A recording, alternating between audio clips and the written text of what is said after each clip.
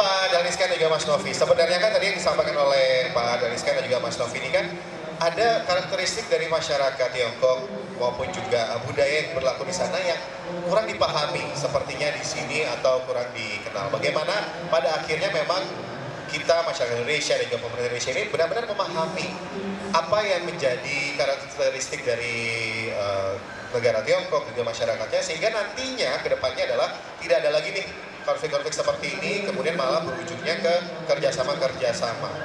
Gimana Mas Novi? Atau Abah dulu Pak Daniskan? Ini tadi rebutan kursi, sekarang rebutan jawab, silahkan. Harus dijawab dengan pepatah lagi. Karena di harian Diswe saya bersama dengan Bu Ani yang pakai baju hitam diberi amanat oleh Abah untuk memangku satu rubrik pepatah Tiongkok. Ada satu pepatah yang bilang "Puting lao ren ye, kui zai ye qian". Kalau kita tidak mendengar nasihat atau ucapan dari senior, guru saya Abah, maka kerugian sudah akan di depan mata. Karena Abah minta saya untuk jawab duluan, ya sudah, supaya saya nggak rugi, saya coba menjawabnya. Bahwa tidak hanya di Indonesia saja Tiongkok disalahpahami, pun sebaliknya di Tiongkok, Indonesia juga kerap masih disalahpahami. Orang Indonesia menganggap karena mungkin ideologi kita adalah berasaskan ideologi Pancasila, di mana sila pertama adalah ketuhanan yang Maha Esa.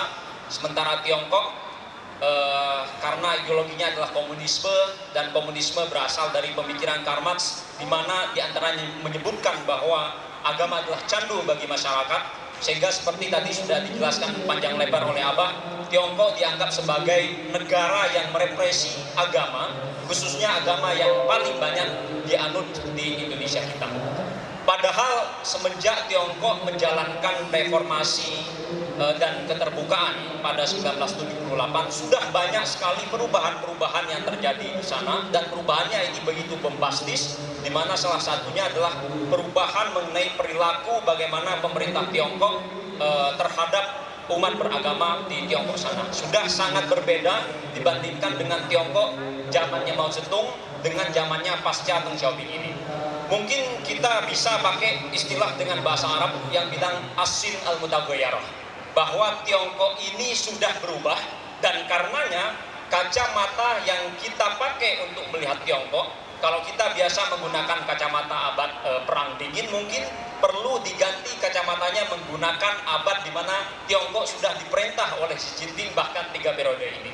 Sebaliknya, di Tiongkok sana Indonesia juga masih dianggap sebagai negara yang anti terhadap China, baik China sebagai bangsa maupun China sebagai negara. Ya, banyak sekali bukti-bukti yang mungkin bisa dipakai untuk menunjukkan hal itu.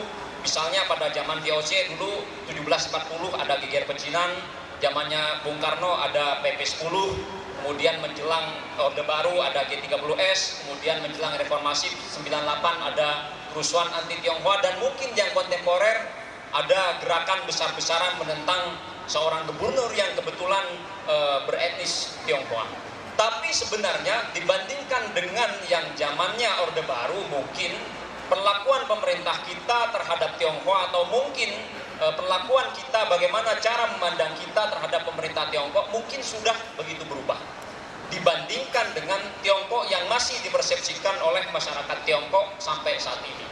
Bagaimana jalan keluarnya? Mungkin informasi ini perlu terus-menerus dalam tanda kutip dipropagandakan, bahwa mungkin di Tiongkok sana kami mahasiswa bisa dijadikan sebagai dalam tanda kutip agen propaganda untuk bisa memberitahu kepada seluas mungkin masyarakat Tiongkok kondisi real Indonesia, bagaimana Indonesia sebenarnya.